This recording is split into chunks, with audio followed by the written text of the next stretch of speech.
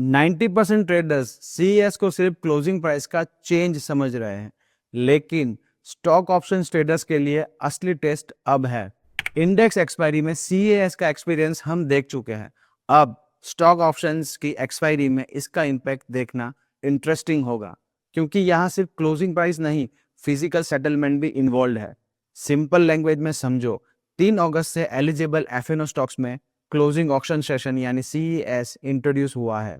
पहले closing price last 30 minutes के वीवेब से डिटरमाइन होता था। अब 3:15 पीएम के बाद एलिजिबल स्टॉक्स कंटिन्यूअस ट्रेडिंग से सीएएस में एंटर करते हैं। बाय और सेल ऑर्डर्स ऑक्शन में कलेक्ट होते हैं और सिस्टम डिमांड सप्लाई के बेसिस पर वो प्राइस डिस्कवर करता है जहां मैक्सिमम क्वांटिटी एग्जीक्यूट हो सके।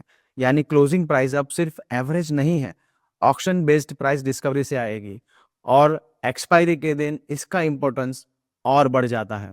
आपका क्वेश्चन होगा क्यों? Because stock options are physically settled. अगर एक्सपायरी पर ऑप्शन आईटीएम है तो डिलीवरी ऑब्लिगेशन क्रिएट हो सकता है।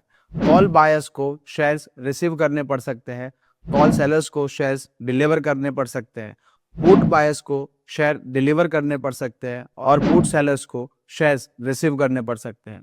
अब इमेजिन करो, 315 पर स्टॉक एक प्राइस पर है और आप सोच रहे हो कि एक्सपायरी सेटलमेंट भी इसी के आसपास होगा, लेकिन क्लोजिंग ऑक्शन में डिमांड सप्लाई के बेसिस पर फाइनल प्राइस डिस्कवर होता है और वही क्लोजिंग प्राइस सेटलमेंट के लिए भी क्रिटिकल होता है।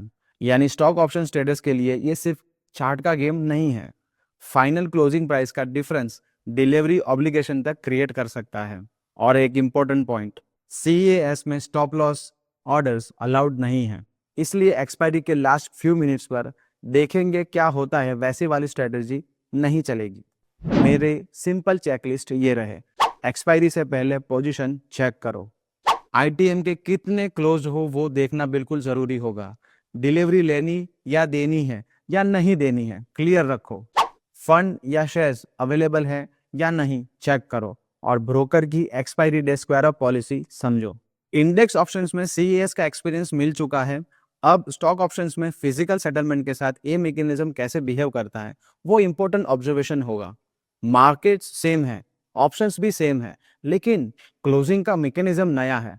अगर आप स्टॉक ऑप्शंस में ट्रेड करते हैं, इस एक्सपायरी को कैजुअली मत लेना। अगर आपको ऐसे market structure changes simple language में समझने हैं, वीडियो को सेव कर लीजिए, अपने ट्रेडिंग ग्रुप्स में शेयर करिए और निर्वाणित रिसर्च यानी मुझे फॉलो कर लीजिए। मैं हूं Varun N Joshi, signing off. Defined risk, deliberate growth.